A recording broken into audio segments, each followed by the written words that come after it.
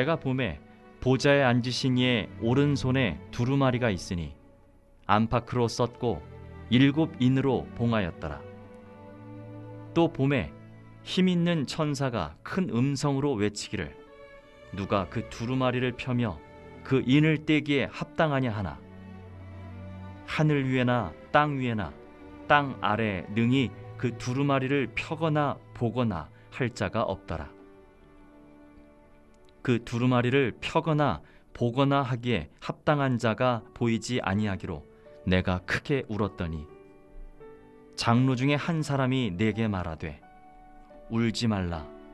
유대지파의 사자 다윗의 뿌리가 이겼으니 그 두루마리와 그 7인을 떼시리라 하더라. 내가 또 보니 보좌와 네 생물과 장로들 사이에 한 어린 양이 서 있는데 일찍이 죽임을 당한 것 같더라. 그에게 7뿔과 7눈이 있으니 이 눈들은 온 땅에 보내심을 받은 하나님의 7영이더라. 그 어린 양이 나와서 보좌에 앉으신 이의 오른손에서 두루마리를 취하시니라. 그 두루마리를 취하심에 네 생물과 24 장로들이 그 어린 양 앞에 엎드려 각각 검은 고와 향이 가득한 금대접을 가졌으니 이 향은 성도의 기도들이라. 그들이 새 노래를 불러 이르되 두루마리를 가지시고 그 인봉을 떼기에 합당하시도다. 일찍이 죽임을 당하사 각 족속과 방언과 백성과 나라 가운데서 사람들을 피로 사서 하나님께 드리시고 그들로 우리 하나님 앞에서 나라와 제사장들을 삼으셨으니 그들이 땅에서 왕노릇 하리로다 하더라. 내가 또 보고 들으매 보좌와 생물들과 장로들을 둘러선 많은 천사의 음성이 있으니 그 수가 만만이요 천천이라. 큰 음성으로 이르되 죽임을 당하신 어린 양은 능력과 부와 지혜와 힘과 존귀와 영광과 찬송을 받으시기에 합당하도다 하더라. 내가 또 들으니 하늘 위에와 땅 위에와 땅 아래와 바다 위에와 또 그 가운데 모든 피조물이 이르되 보좌에 앉으신 이와 어린 양에게 찬송과 존귀와 영광과 권능을 세세토록 돌릴지어다 하니 내 생물이 이르되 아멘하고 장로들은 엎드려 경배하더라. 아멘. 우리가 요한계시록을 묵상하고 있습니다. 여러분, 계시라는 말은 감추어진 것을 펼쳐서 보여준다라는 뜻이 있습니다. 우리 성도들에게 계시는 하나님이 어떤 분이신지, 그 하나님이 어떤 일을 하셨는지, 그 하나님의 일하심의 결과가 어떠한 것인지를 나타내는 것이 계시입니다. 사도 요한이 그 하나님에 대해서 보고 듣고 경험한 것을 기록한 것이 요한계시록입니다. 그래서 요한계시록의 처음 시작 1장부터 3장까지에는 소아시아의 7 교회들에게 하시는 주의 말씀이 기록되어 있습니다. 여기서 7 교회라고 하는 말은 7이란 숫자는 성경에서 완전한 수를 말합니다. 다시 말하면 소아시아에 있던 특정한 교회들에게 하시는 하나님의 말씀이 아니고 모든 교회들에게 하나님께서 하시는 말씀입니다. 모든 교회가 하나님 앞에서 어떻게 살아야 하는지, 어떻게 그들의 신앙을 지켜야 하는지, 그들의 삶이 어떠해야 하는지를 나타내는 말씀입니다. 그리고 4장에 들어서 하늘 보좌가 펼쳐집니다. 영광과 찬송과 존귀를 받으실 그 하나님이 나타나십니다. 이 하나님은 모든 만물을 창조하신 천지 만물의 주제이십니다. 그리고 5장에 들어서서 그 하나님께서 종말의 심판을 내리시는 내용, 그 후로 그 심판이 어떠한지에 대해서 기록한 것이 요한 계시록입니다. 그래서 사람들은 이 요한계시록을 두려워하고 무서워했었습니다. 하나님을 반대하는 자들에게 있어서 하나님의 심판은 두렵고 떨리고 고통스럽고 마지막, 다시 말하면 종말입니다. 그러나 우리 신자들에게는 이 종말의 심판은 두려운 것이 아닙니다. 어두운 것이 아닙니다. 신자들에게 있어서 하나님의 심판은 우리 신자의 모든 억울함을 풀어주시고 하나님께서 우리에게 허락하신 모든 약속들을 성취시키는 것입니다. 그래서 신자들에게 종말은 하나님께서 그분의 뜻을 완성시키는 것입니다. 여러분, 그래서 성경은, 특별히 요한계시록은 그 종말의 심판이 속히 오기를, 그 종말의 심판을 상징하는 예수 그리스도의 재림이 속히 오기를 고대하는 아멘, 주 예수여 오시옵소서라는 뜻으로 마무리가 되는 것입니다. 우리 성도들과 신자들에게 있어서 이 하나님의 심판, 하나님의 종말은 그토록 고대하고 사모해야 하는 것입니다. 하나님께서 이 세상 역사를 하나님의 그 계획과 뜻에 따라 완성시키는 것이기 때문입니다.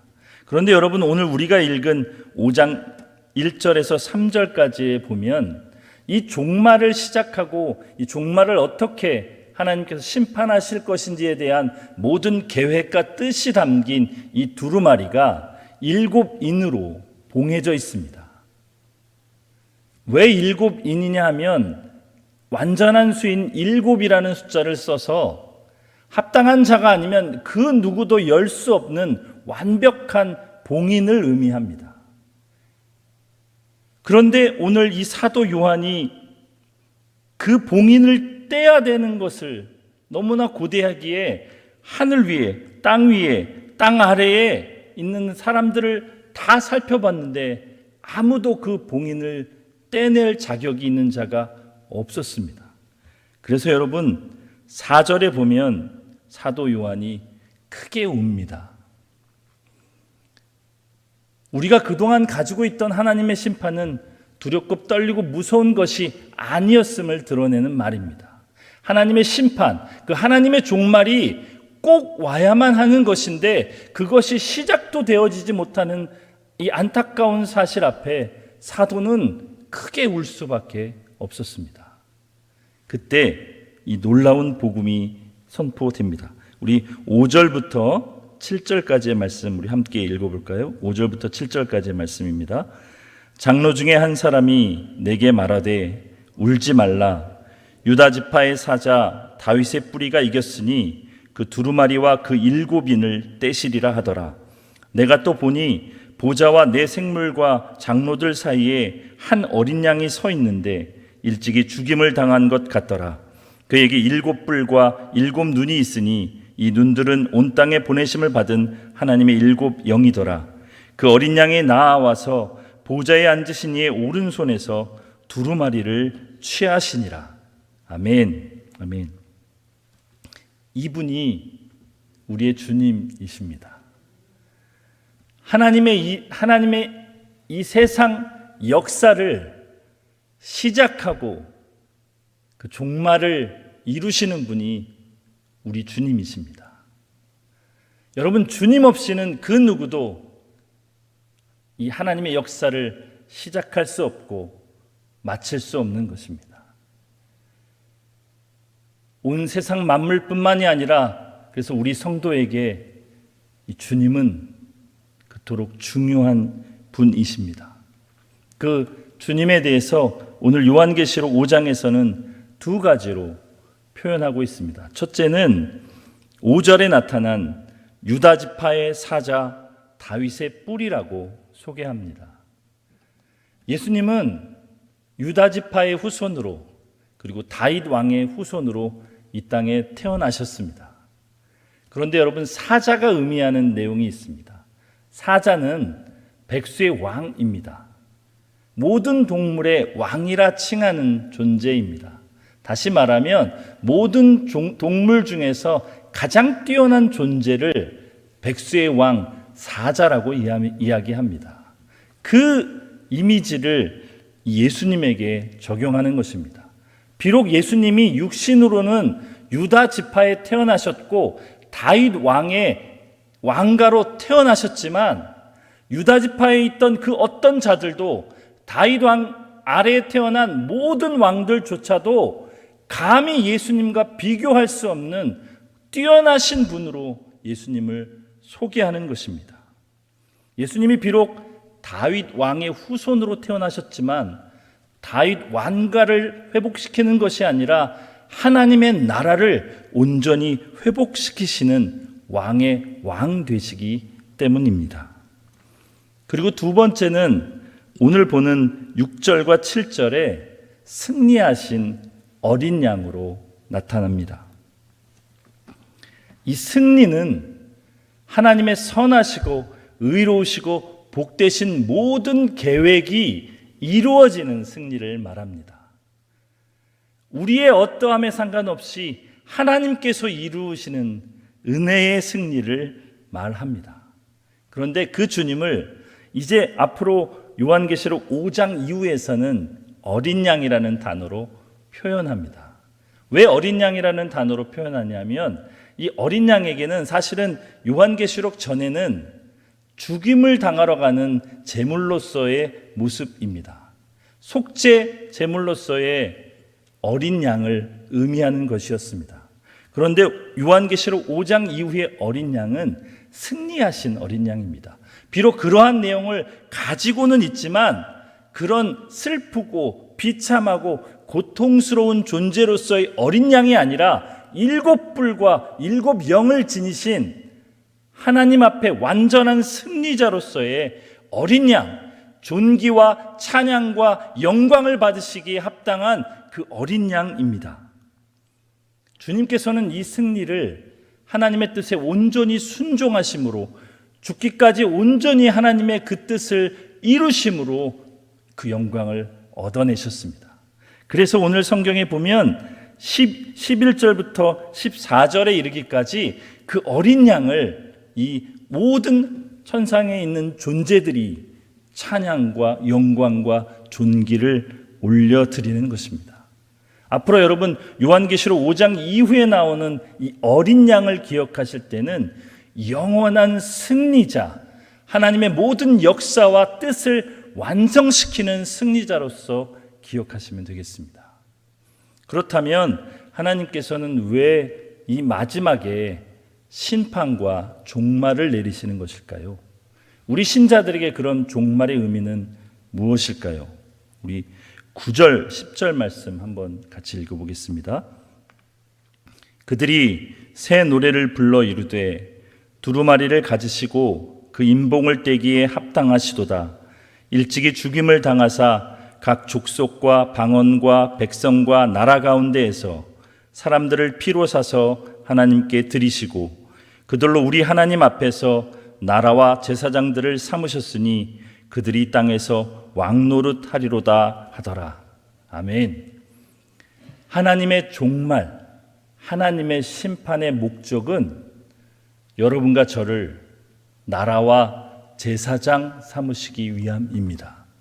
여러분 성경의 원문에는 우리 성경에는 나라와 제사장들이라고 번역되어 있는 이 단어는 성경의 원문에는 나라, 즉 제사장들이라는 뜻으로 쓰여져 있습니다.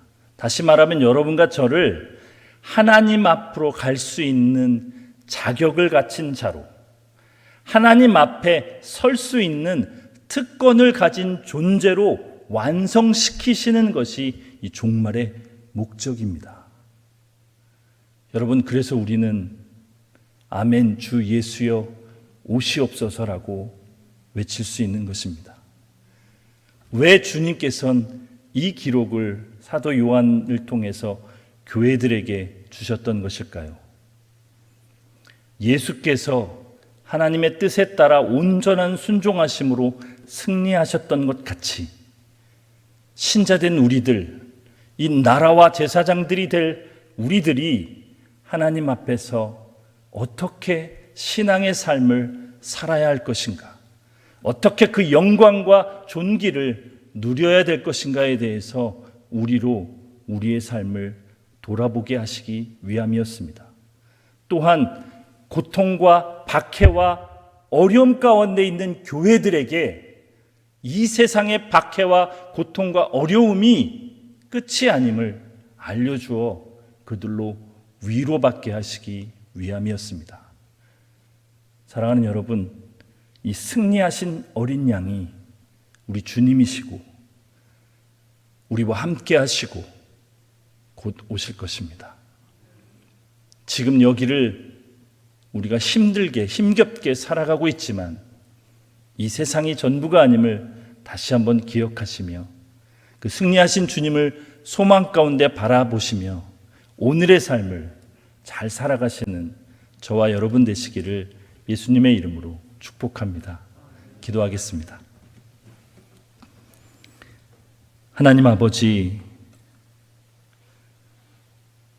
우리의 연약함과 우리의 부족함과 우리의 넘어지고 실수함에 상관없이 우리에게 이 은혜를 주시는 주님, 오늘 말씀에 이 승리하신 어린 양을 통하여 우리 신자된 우리에게 이 놀라운 특권, 놀라운 자격을 허락하시기 위해 주님께서는 이 세상의 종말, 하나님의 심판을 계획하고 계시다고 말씀해 주셨습니다.